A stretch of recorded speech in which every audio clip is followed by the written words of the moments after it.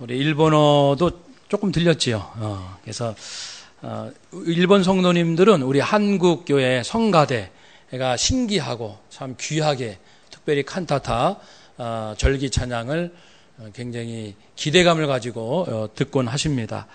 그래서 오늘 찬양 우리 마음 담고 또 하나님 사랑 담아서 함께 또 나눌 것을 기대해 봅니다. 사랑하는 여러분, 이제 우리 추석도 지났습니다. 10월이 되고 석 달 금년 남았습니다. 석 달이면 굉장히 많은 일을 할 수도 있고 또 우리 자신의 영적인 성장에도 많은 진보를 가져올 수 있는 충분한 시간이거든요. 우리 7월, 8월 두 달 동안 요한계시록을 말씀을 나눴습니다. 9월 첫 주간 새벽 기도까지 다 참석하신 분은 약 20회 정도 계시록을 살폈습니다.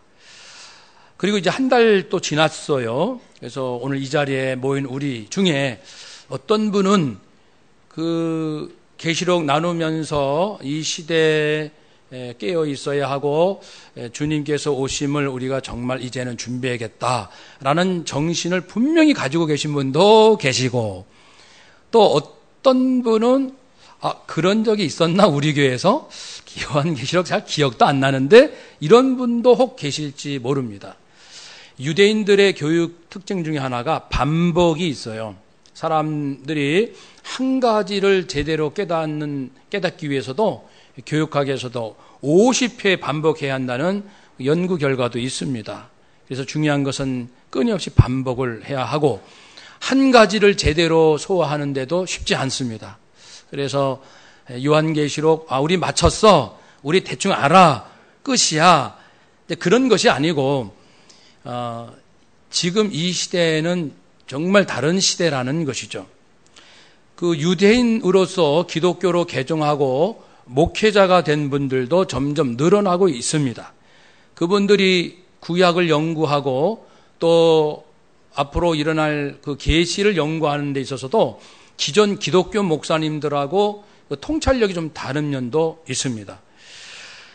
지금은 우리 역사를 보니 성경에 있었던 그 절기, 유월절, 초막절이라 할지 안식년, 신년 이런 절기들이 굉장히 중요하였더라라는 것을 이제 밝혀냈고, 예를 들면 68번째 신년이라고 하면은 안식년이 7번 지난 다음에 안식년이라 하면 6년 열심히 땅을 일하고 그리고 7년째 한 해는 땅을 쉬게 합니다.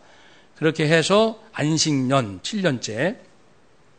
이것이 7번 반복되면 7, 7에 49, 다음에는 50년째 신년이라고 합니다.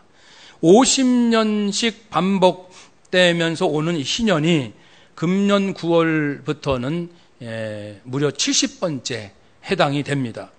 BC 1367년부터 계산을 한 것입니다.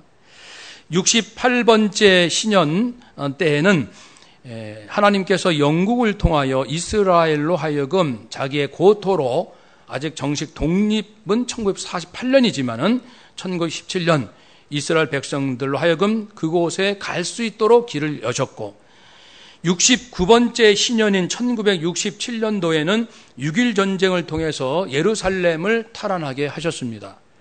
세상에서 보는 관점하고 다른 관점이죠. 그리고 70번째 신년인 금년 9월부터 내년 9월, 8월 말까지 1년간이 신년입니다. 그래서 이때 어떠한 일이 있을까? 주로 보면은 이스라엘을 중심으로 한 큰 역사가 일어나고 그것이 세계 역사에 영향을 주는 모습으로 나타납니다. 하나님께서는 그 이스라엘을 버리신 것이 아닙니다. 그들이 교만하여 예수님을 십자가에 못 박아 죽였고, 그래서 그 예수님의 피를 자신들과 우리 후손에게 돌리소서 겁도 없이 말한 결과 정말 그들은 2000년 동안 그 이상 떠돌이 생활하면서 정말 비참한 삶을 살았던 것이지요. 하나님의 뜻이 하나씩 이루어져가는 이 시대에 우리는 긴장감을 갖지 아니할 수가 없습니다. 세계 1차, 2차 세계대전 역시 안식년에 일어났고 9.11 테러 사건도 안식년에 일어났습니다. 이것은 이제 유태인 기독교 목사님들이 연구한 결과들로 오늘 이 종말을 연구하는 분들에게는 대단히 중요한 이슈가 되고 있습니다. 사랑하는 여러분, 어찌 되었건 지금 우리 돌아가는 이 세상은 힘 있는 나라 중심의 그 마음대로 되는 것 같기도 그렇게 보이죠. 군사력 중심으로 보입니까? 경제 중심으로 보입니까? 분명히 성경은 역사의 주인은 하나님이시라고 말씀하십니다. 예수님은 재림하신다고 말씀하십니다. 재림 전에는 여러 징조가 있다고 말씀하셨습니다. 그 징조를 보고든 깨달아 알지어다 말씀했습니다. 성경에서는 일, 월, 성신, 해, 달, 별에 대하여 꼭 언급하기를 해, 달, 별은 징조로 쓰인다고 했습니다. 창세기 1장부터 나옵니다. 구약의 곳곳에 해, 달, 별은 하나님께서 이 땅을 역사하시는 어떤 징조로 쓰신다고 거듭 말씀하고 계십니다. 그래서 우리가 지난 2개월 동안 계시록을 다루면서 오늘 이제 다시금 3개월 금년 남겨놓고 회복하여서 종말론적 신앙 우리가 좀 더 실천적으로 나아갈 수 있기를 바랍니다. 뿐만 아니고 이제는 정말 달라진 세상을 살게 되니까 우리가 정리를 해야 됩니다. 인생을.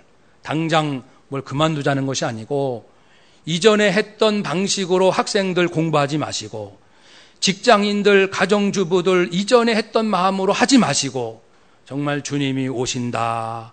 곧 오신다. 언제인지는 몰라도 그러한 주님 맞이할 준비로서 우리가 해야 할 일을 해야 한다는 겁니다. 실제로 말입니다.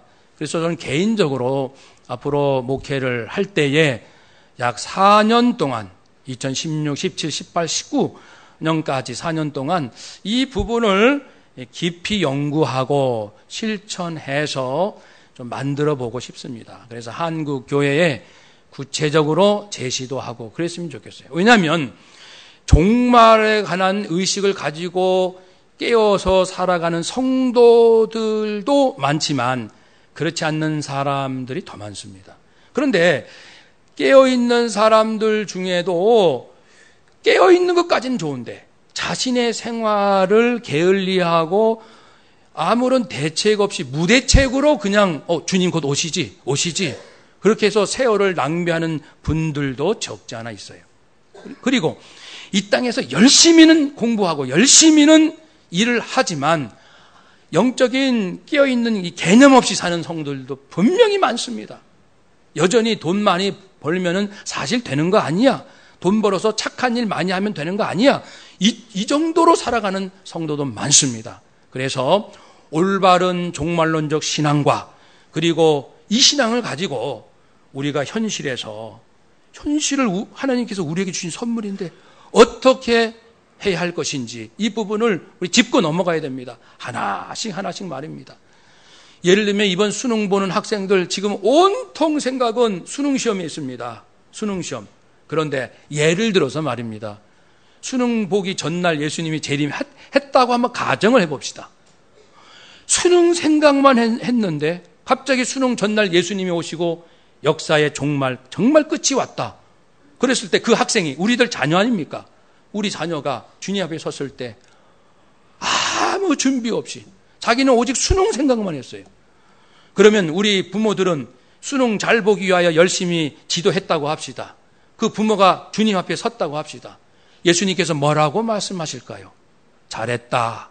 착하고 충성된 종아. 이렇게 말씀하실까요? 아니면 부모들에게 질책하기를 이 악하고 게으른 종아. 저는 자식 잘 키우려고 했는데요. 악하고 게으른 종아. 만일 이렇게 주님께 책망받는다면 인생 다 무너지는 거예요. 그래서 이제부터 정말 중요하거든요. 제가 말씀드린 그 신년의 몇 가지 사건뿐만 아닙니다. 종말을 연구하는 많은 분들이 한결같이 주시하는 것은 금년이에요. 금년부터 이제 본격적으로 교회에 대한 핍박이 올 것으로 예상을 합니다. 금년부터 이제 9월이잖아요. 이제 세상은 악할 대로 악해져서 예수 믿는 사람을 핍박할 준비를 이제 각 나라마다 다릅니다만은 어느 나라는 상당히 준비되어 있어요. 이제 합법적으로 교회를 탄압할 수 있는 시대가 열립니다. 그리고 주시하고 있거든요.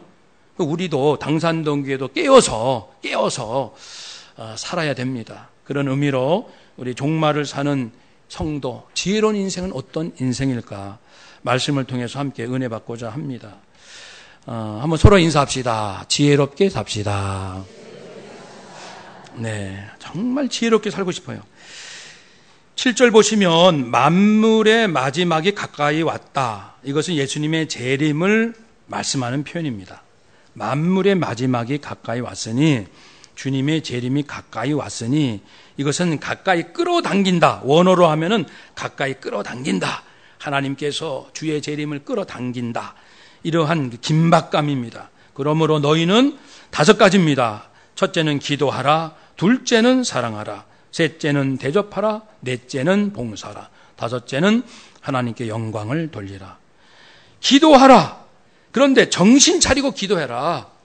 정신 차리라는 말씀을 할 때는 세상에 빠지지 말고 세상의 가치관, 세상에서 흥분하게 하는 그러한 거에 따라가지 말고 하나님이 뭐라고 말씀하신지 말씀을 붙들라. 이런 의미입니다. 정신 차리라는 것은. 말씀을 붙들라. 이런 시대일수록 말씀을 붙들어라. 그리고 근신하라.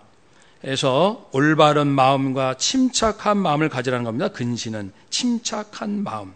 지금은 갈수록 혼란스럽습니다. 내 마음이 차분하고 질서가 있고 침착해야 합니다. 이것은 분별력이 있는 만큼 마음이 차분해집니다. 평안이 옵니다.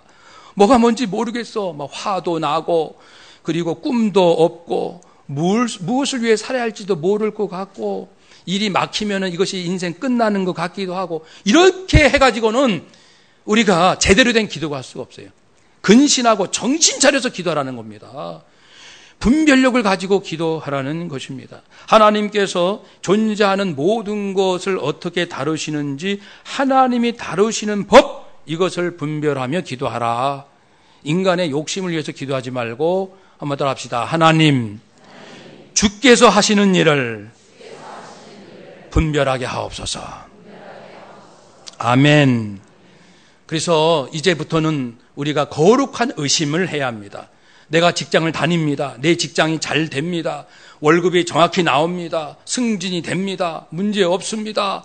야, 우리 직장에서 하나님께서 내게 큰 복을 주시는구나 라고 지금까지 생각했다면 지금부터 의심을 해야 됩니다. 하나님, 우리 회사가 정말 하나님께서 기뻐하시는 회사인가요? 우리 회사가 하나님께서 기뻐하는 방향으로 가고 있나요? 이걸 의심해야 합니다. 거룩한 의심입니다. 자녀를 지금까지 어떻게 키우셨는지 몰라도 이제는 의심해야 합니다. 내가 자녀를 잘 키우고 있나? 주님이 원하시는 그런 방법인가?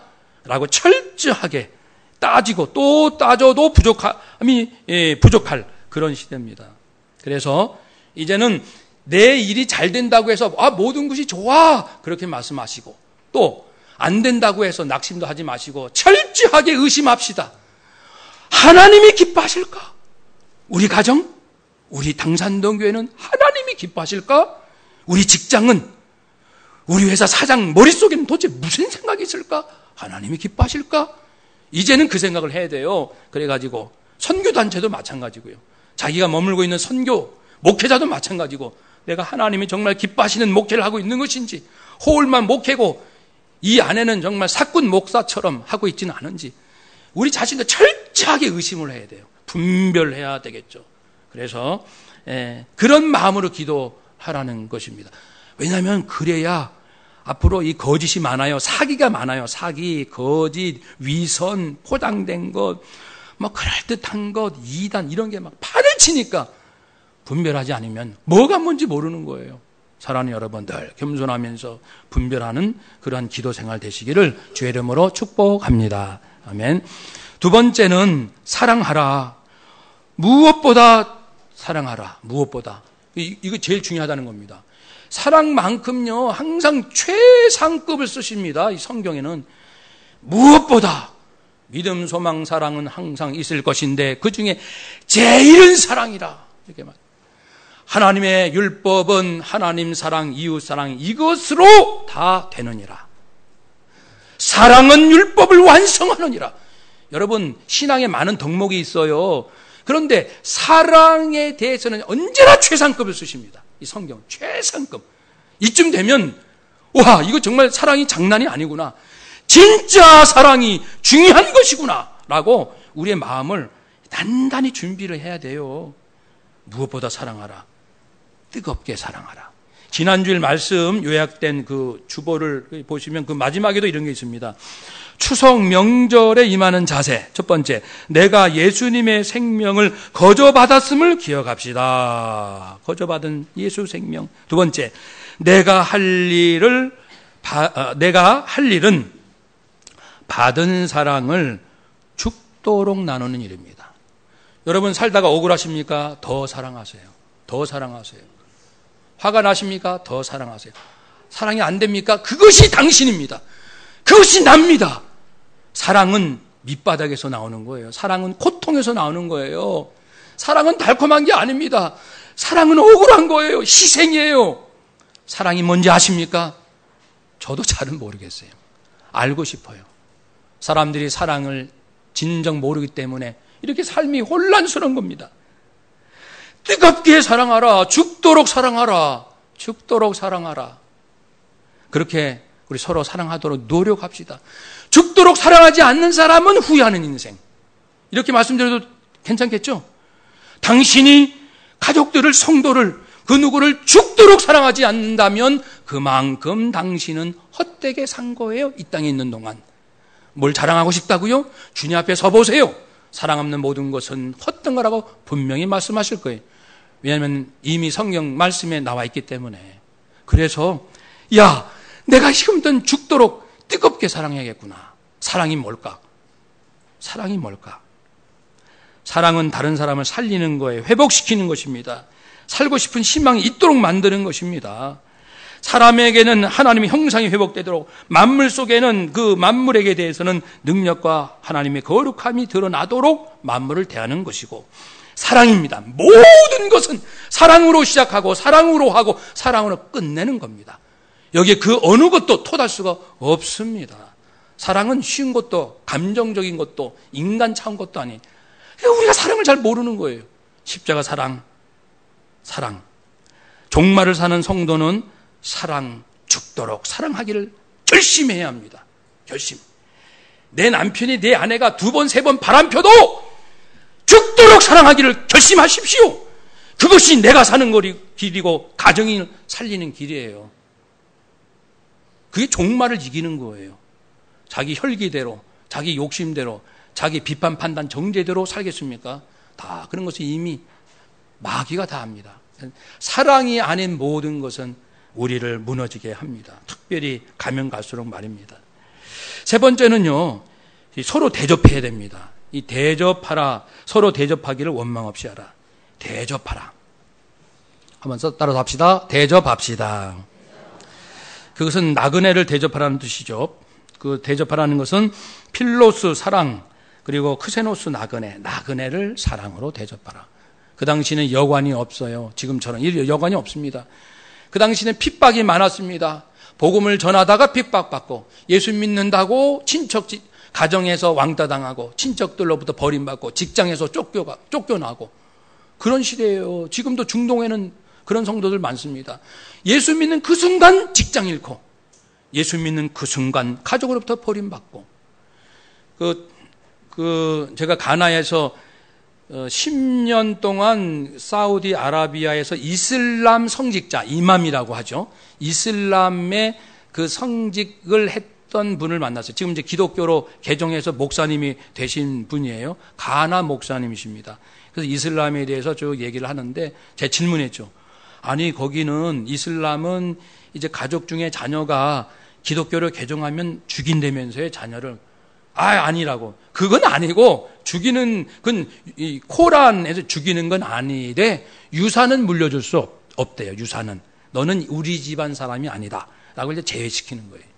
사랑하는 여러분, 이것이 낱말하니까 그렇지, 내가 예수 믿으면 나 직장에서 쫓겨나. 내가 예수 믿으면 가족들이 나를 버려. 친척들도 만나지 않으려 할 거야. 친구들도 다 이슬람 친구들인데 나는 어디 가나 돌멩이를 맞으면 맞았지. 환대받을 곳은 아무도 없는 상황이다.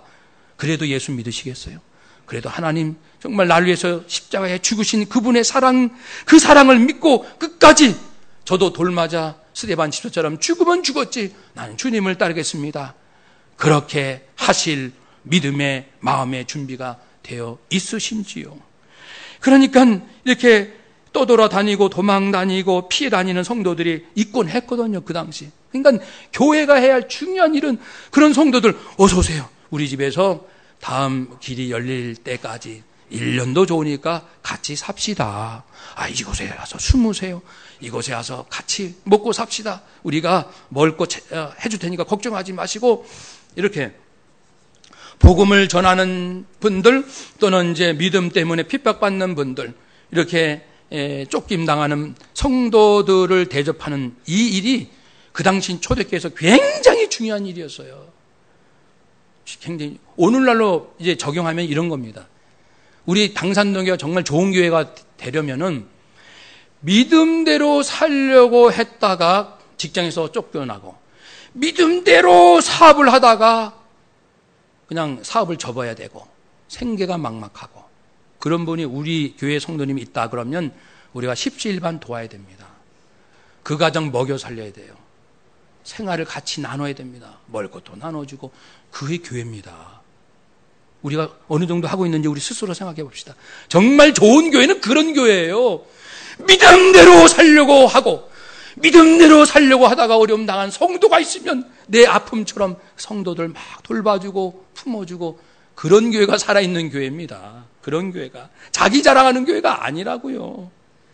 그래서 감독들이요, 오늘로 말하면 감리교는 이제 감독이라는 말도 쓰는데 목회자라고 합시다. 목회자의 자격이 무엇인지 아시오? 나그네를 대접할 줄 아는 사람, 성도가 어려움을 당했을 때는 자기 재물도 내놓을 줄 아는 목사가 진짜 목사다. 그렇게 말씀합니다. 또 디모데전서 5장에는 참 과부가 누군지 아시오? 교회에서 우선적으로 돌봐야 할 사람들 중에는 과부가 있어요. 남편 먼저 세상 하나님께 가고 혼자 참 어렵죠, 생활이. 근데 많은 과부 중에 우선순위가 있는데 참 과부를 먼저 돌보도록 되어 있는데 참 과부가 누구인가? 그것은 이렇습니다. 선한 행실의 증거가 있어야 한다. 선한 행실.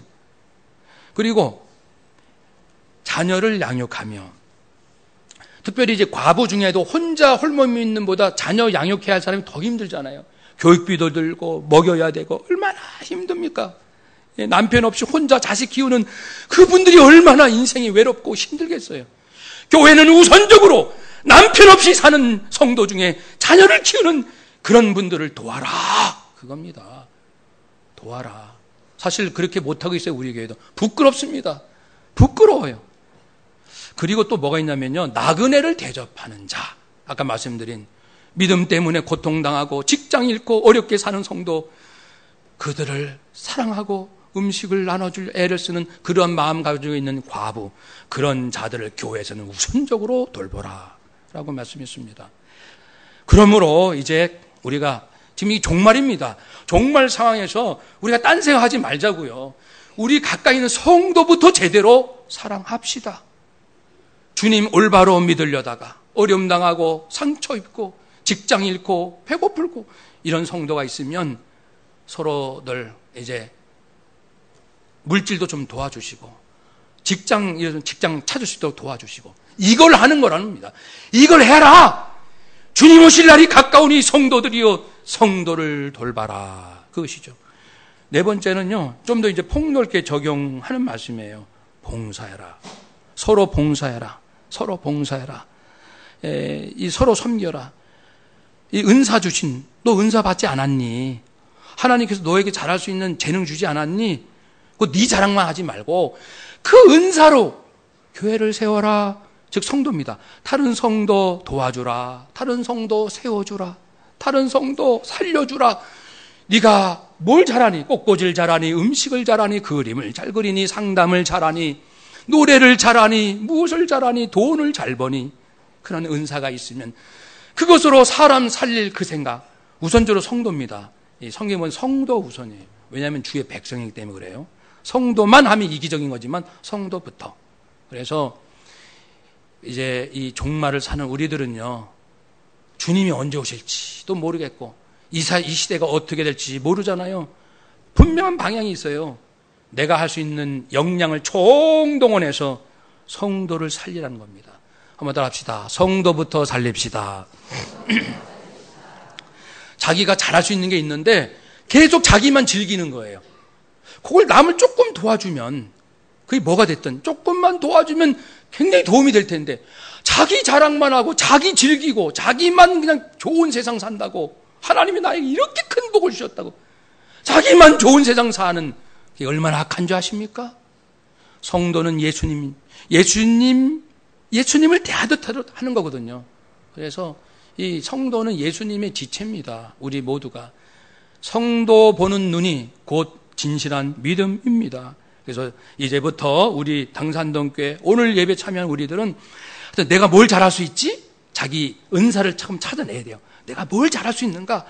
그래가지고 이걸 가지고 어떻게 하면 우리 성도님들 도와드릴까? 이것이 필요한 분이 누굴까? 자꾸만 찾아내야 됩니다. 예. 교회만은 아니죠. 물론 이제 친척들, 친구들, 직장 동료, 확산이 되겠습니다만은 교회에서 성도들에게도 안 하는 사람은 밖에서도 안 합니다.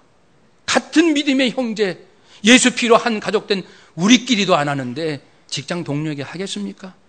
직장 동료에게 한다면 이익이 있어서 그럴 겁니다. 내 승진하는 데 도움이 되니까 빌붙어서 잘 보이려고. 그게 무슨 사랑입니까? 성도 간에 사랑할 줄 모르는 자가 누구를 사랑한단 말입니까? 그래서 받은 은사대로 부지런히. 은사는 이런 것입니다. 예언, 목회, 가르침, 지혜, 지식, 권면, 위로, 영분별, 구제, 도와줌, 긍휼, 자비, 선교, 전도, 손님 대접, 믿음, 리더십, 그리고 행정, 기적을 행함, 병고침, 방언, 통변, 사도직분, 독신생활, 간구, 중보기도, 순교, 섬김. 이런 것들이 다 은사예요. 아깝잖아요. 이걸 땅에 묻으면. 나만 잘 되면 이게 무슨 맛입니까? 자, 아까 우리 죽도록 사랑하자고 했잖아요. 말로만 사랑하지 말고 내가 할 수 있는 뭐 다 최대한 다 끄집어내서 필요한 분에게 전부 나눠주는 삶. 그럼 구체적으로 좀 더 나가는 말씀이 5번째입니다. 하나님의 영광을 위해서 하라. 봉사에는 크게 2가지가 있습니다. 말로 하는 봉사, 또 일로 하는 봉사가 있어요. 지혜가 여기 있습니다. 주님 오실 날이 점점 가깝습니다. 여러분 이런 정신으로 하십시오. 말하려거든, 봉사하려거든, 일하려거든 말은 하나님의 말씀을 하는 것 같이 하십시오. 자기 지식 자랑하지 마세요. 주님의 생명의 말씀을 듣지 못하여 죽어가는 사람이 그렇게 많은데, 내가 지식 조금 있다고 자랑해 본들 그것이 뭘 그렇게, 그것도 도움이 되죠 물론. 그러니까 교회입니다. 지금 교회요, 성도요. 교회 안에서 무엇을 하든 말로 하는 은사가 뭐냐면요, 가르치거나 또는 그 예언이거나 지식이나 지혜나 권면, 위로, 상담, 이런 것이 말로 하는 거거든요. 그럴 때 인간의 지혜로 하지 말고 하나님의 뜻에 맞게끔 하라는 겁니다. 자기 성공 경험 말하지 말고 하나님의 뜻을, 하나님은 이런 걸 원하십니다라고 전해야 된다는 거예요. 자기는 비록 성공했지만 회개할 것이 태산같이 많은 자기의 죄는 보지 못하고 나처럼 성공해라, 내가 성공했다, 이렇게 하면 된다.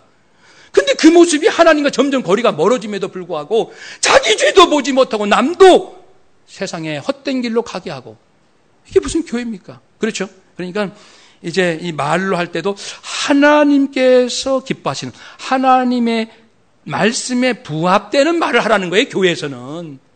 그것이 무슨 이야기 됐든, 사업이든 건강이든 정치든 문화에 관한 얘기다, 무슨 얘기든 하나님 마음에 부합되는 측면에서 말을 하라는 것입니다. 왜요? 그래야 하나님께서 영광을 받으시니까. 그래야 듣는 사람이 하나님께서 한국 정치 속에서 이렇게 역사하시는구나, 이걸 깨우쳐줬다면 그 사람은 하나님, 눈에 보이는 대통령, 모든 삼권, 이런 정치가 인간이 하는 것 같으나 결국 하나님이 하시는군요. 하나님 알겠습니다. 저희 더욱더 조심스럽게 하겠습니다. 이렇게 깨달음이 오잖아요.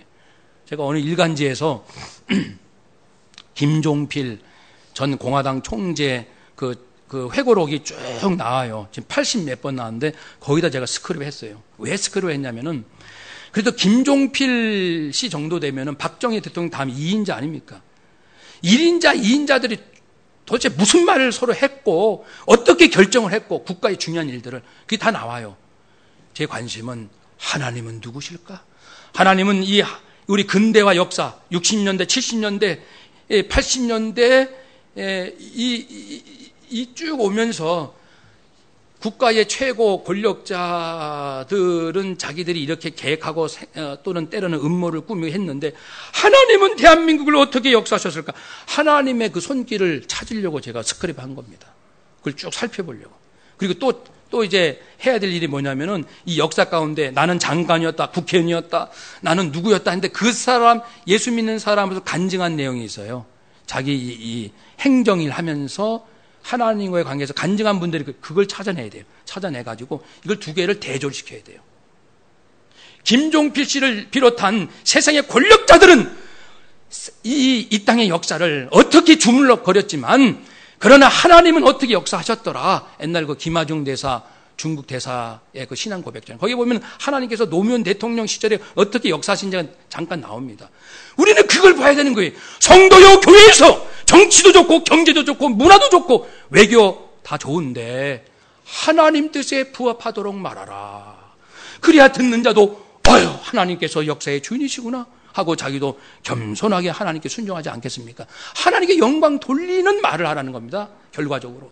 또 한 가지 무슨 일을 하든지 하나님이 주시는 힘으로 하는 것처럼 최선을 다하고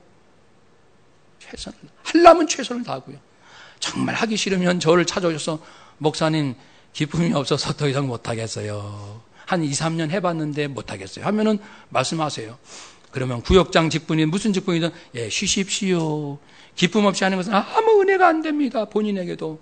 그러니까 좀 쉬시고 신앙을 회복하십시오. 제가 그럴 마음은 항상 있거든요. 기쁨 없이 하는 것도 1년, 2년, 3년이죠. 10년, 20년을 기쁨 없이 주님의 사랑에 감격 없이 일을 한다. 그 노예 아닙니까? 얼마나 불쌍한 인생입니까? 세상에 예수님이 그 정도밖에 안 되신 분인가요? 그러니 어떤 봉사를 하더라도 주님이 내게 필요한 모든 것을 주셨다라는 이 믿음으로 최선을 기쁨으로 하고 할지라도 주님이 내게 힘을 주셨습니다. 이런 고백을 하라는 거예요. 주님이 내게 이런 힘을 주셨습니다. 교회는 일을 할 때 주님의 영광을 그래서 드러내야 한다는 말씀입니다. 무엇을 하든 주님의 영광이 드러나도록. 분명해졌죠? 앞으로 어떤 종말적 상황이 온다 할지라도 어떤 혼란이 올지라도 오늘 분명히 말씀하신 내용을 잘 기억하면 됩니다. 한번 따라서 합시다. 분별하며 기도합시다. 죽도록 사랑합시다. 성도를 대접합시다. 성도를 위하여 봉사합시다. 하나님의 영광을 드러냅시다. 아멘. 그렇게 하는 거예요. 그렇게 하면 마귀가 다 알아요. 우리의 중심이 어떠한지. 다 떠나요. 스스로 떠납니다. 어둠은 떠나가고 빛이 임할 겁니다. 그런 빛된 인생 사시기를 주의 이름으로 축복합니다. 아멘. 기도하겠습니다.